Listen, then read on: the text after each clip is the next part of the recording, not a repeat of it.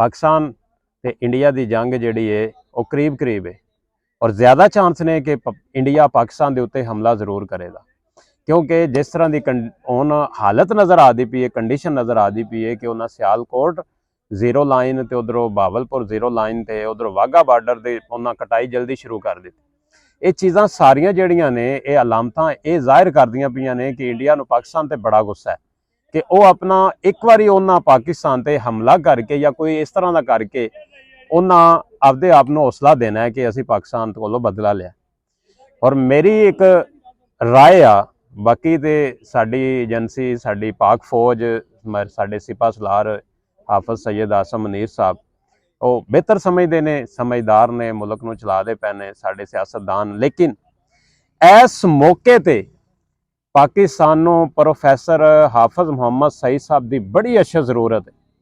तो दूसरे जनाब इमरान खान साहब साडे जिहड़े बानी PTI ने चेयरमैन पाकिस्तान तरीके इंसाफ दे, मैं एक दावे नाल एक चीज़ कहना कि प्रोफैसर हाफिज सईद साहब का तुसीं एक मीनारे पाकिस्तान ते उन्हां नूं नज़रबंदी तो कढ़ के मीनारे पाकिस्तान एक जलसा तुसी करवा लवो ना, तो हाफिज साहब के जेड़े अल्फाज होंदे ने कि मोदी तू पानी बंद करेगा इंशाल्लाह हम तुम्हारी सांस बंद कर देंगे, मैं कसम चुक के दावे नाल एक चीज़ करना कि प्रोफैसर हाफिज सईद साहब अगर बाहर आके मीनारे पाकिस्तान ते अवाम नूं कट्ठा करके एक जलसा कर देना तो ये इंडिया वाले तुहाडियां जिहड़े ना आपदियां पैंटां छड्ड के ना भज्जन ते फिर क्या जे। इस टाइम पाकिस्तान नूं इतिहाद की जरूरत है। इतिहाद फिर किवें कायम होना है कि असी सारियां साडियां मजहबी जमातां ते सारियां सियासी जमातां एक प्लेटफॉर्म ते इकट्ठियां हो जाइए। सानू मौके ते इमरान खान की बड़ी अच्छी जरूरत है। असी जो मर्जी कर लीए, असी डिनाई नहीं कर सकते इस हकीकत नूं।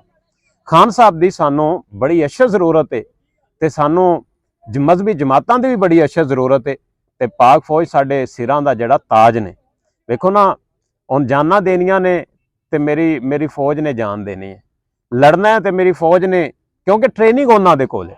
साडी तो उन्हां वास्ते एक दुआ ते एक सपोर्ट है। इंशाअल्लाह सानू अगर जान देने की जरूरत पई असी सब तो पहले अपनी जान देवांगे, क्योंकि मेरे मुल्क की सालमीयत का मसला है। मेरे मुल्क का एक शहरी भी अगर शहीद होवेगा तो इंशाअल्लाह असी उहदे खून का बदला लवांगे, कभी माफ़ नहीं करांगे। ये इंडिया की बज़ाहिर एक भुल लगती है कि असी इन्हां दे उत्ते हमला करके तो शायद ये पाकिस्तानी चुप कर जाते, ये इंज होना नहीं दा। और मेरी दुआ है कि इंशाअल्लाह अल्लाह सानू हिम्मत इस्तकामत देवे। असी इंशाअल्लाह आपदे सिपा सलार आपदी फौज के नाल इस टाइम खड़े होए हैं।